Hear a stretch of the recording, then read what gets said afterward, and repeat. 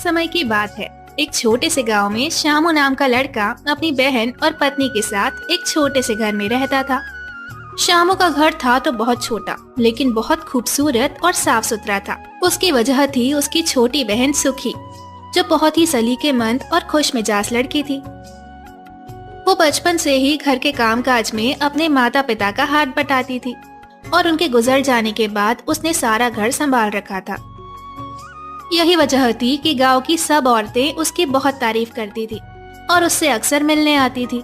लेकिन ये बात उसकी भाभी अग्नि यानी श्यामू की बीवी को बिल्कुल ही पसंद नहीं आती थी और वो जलन के मारे हर वक्त सुखी से लड़ती रहती थी। ये क्या किया? झमकता लगा हुआ है, शाम का खाना नहीं बनाना क्या? बस भाभी, और थोड़े से ग्राहक और रह गए हैं, इनको निपटाकर मैं आती हूँ। अग्नि की बात सुनकर सुखी ग्राहकों को जल्दी जल्दी निपटाने लगती है। सुखी अपनी भाभी की हरकतों से बहुत परेशान रहती थी और जब से उसने घर के बाहर बेकरी बनाई थी, तब से अग्नि ने उसके नाक में दम कर रखा था। असल में चंद माह पहले सुखी ने एक मिट्टी का अवन बनाया था और वो उस अवन में तरह तरह की खस्ता कुकीज और नॉन बनाती थी। गांव के सभी लोग, बल्कि इर्द गिर्द के गांव के लोग भी उसके पास कुकीज और नॉन खरीदने आते थे, जिसकी वजह से उसके पास काफी आमदनी आने लगी थी। लेकिन ये बात उसकी भाभी को एक आग भी नहीं भाती थी। वो दिल ही दिल में बेकरी पर कब्जा करने की सोचने लगी, तो बस शाम को श्यामू जैसे ही घर आता वो सुखी की बुराइयां करने लगती। लेकिन आज तो उसने हद ही कर दी।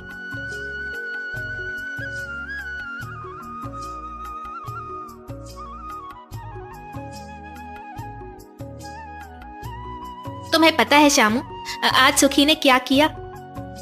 क्या मुसीबत है ये लड़कियां, आज क्या कर दिया? आज बंटू ने बेकरी से कुकीज क्या ली, सुखी ने उसको बहुत मारा। मैं तो कह रही हूँ आप इससे बेकरी ले ले। क्या वाकई इसने बंटू को मारा है? मैं इसकी रोज रोज की लड़ाइयों से तंग आ गया हूँ। अब या तो ये रहेगी या हम।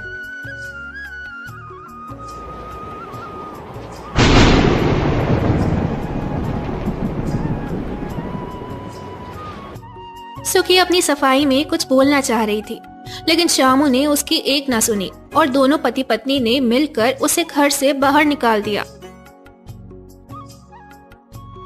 सुखी बेचारी रात के अंधेरे में जंगल की तरफ चल पड़ी। अब मैं कहाँ जाऊं इस वक्त? इतनी सर्दी भी हो रही है। सुखी चल रही होती है कि उसे दरिया के किनारे कुछ सेब के दरख्त नजर आते हैं। शायद मुझे आग जलानी चाहिए और दरख्त के नीचे रात गुजार लेनी चाहिए। सुखी आग जलाने के लिए लकड़ियां इकट्ठा करने लगती है कि उसे दरिया के किनारे कुछ चिकनी मिट्टी नजर आती है। उफ, बहुत भूख लग रही है। क्यों ना इस चिकनी मिट्टी का अवन बनाऊं और सेब बेक करके खा लूं। ये सोचते ही सुखी जल्दी जल्दी अवन बनाने लगती है। अवन बनाने के बाद जैसे ही वो आग जलाती है तो एकदम से उसमें से रंग बिरंग कुकीज और केक बनने लग जाते हैं। अरे ये क्या? अब मैं तो बस सेब बेक कर रही थी, ये कुकीज और केक कहाँ से आ गए? उस रात सुखी पेट भरकर खाती है और अवन में आग जलाकर उसके पास सो जाती है।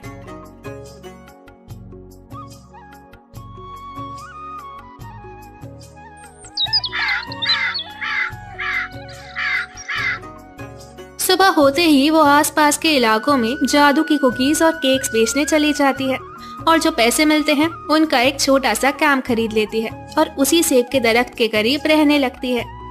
लोग उसकी कुकीज और केक्स का सुनकर उसके कैंप तक आ जाते हैं। नमस्ते बहन जी, मेरे बेटे का बर्थडे है, क्या आप मुझे एक केक बना के देंगी? क्यों नहीं, आप अपने बेटे का नाम बताइए। लेकिन वो मेरे पास इतने पैसे नहीं हैं, मैं बस सिर्फ एक केक का टुकड़ा लेना चाहता हूँ, क्या ये मुमकिन है? क्यों नहीं, मैं आपको एक टुकड़ा नहीं बल्कि एक अच्छा सा केक बना के देती हूँ, आप ले जाइए। यूं सुखी ना सिर्फ गरीबों की मदद करती है बल्कि देखते ही देखते अपना घर भी बना लेती है और इर्द गिर्द के शहरों में बेकरी शॉप्स बना लेती है।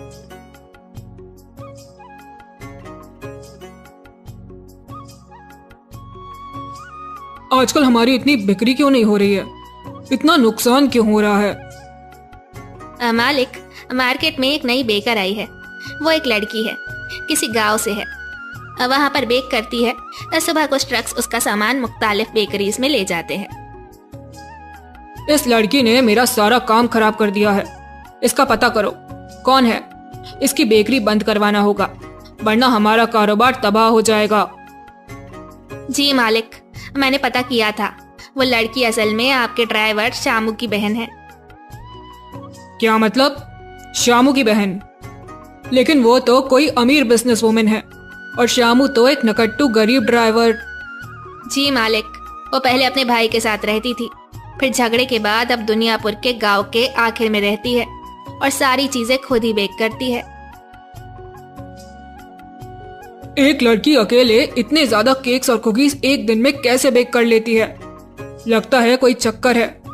तुम शामू को बुलाओ, मैं उससे पूछता हूँ।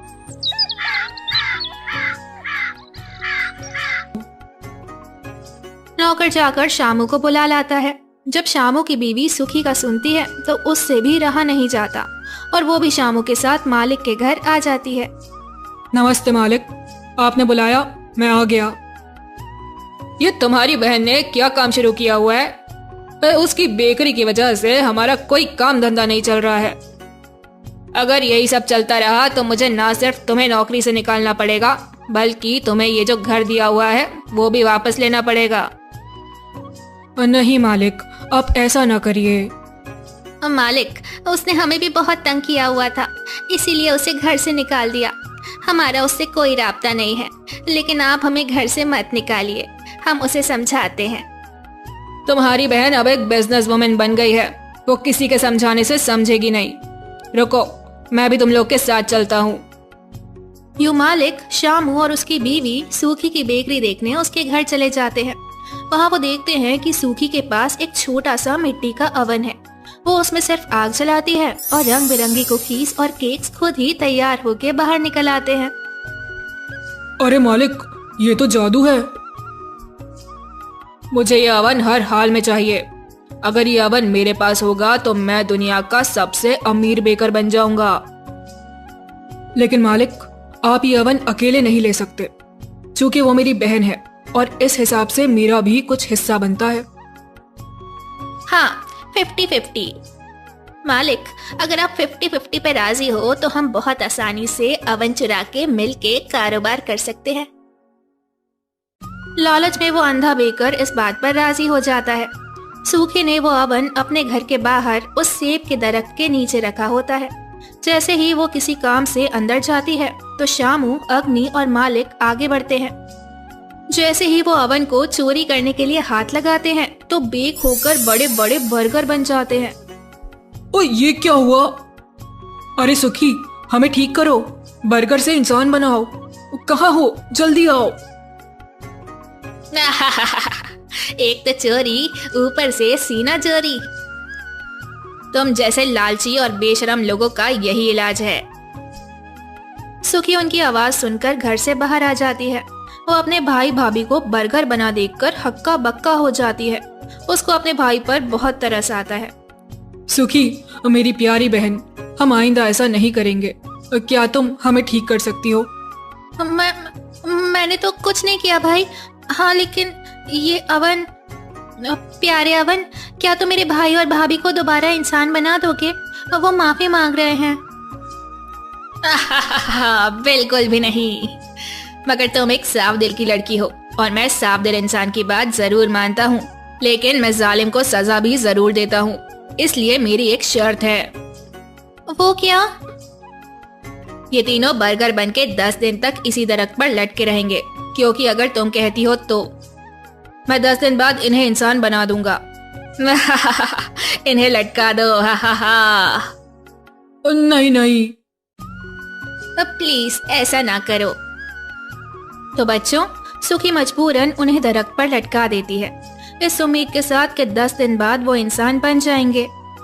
इसीलिए तो कहते हैं किसी का नुकसान नहीं करना चाहिए, वरना उसके नुकसान से पहले अपना नुकसान हो जाता है।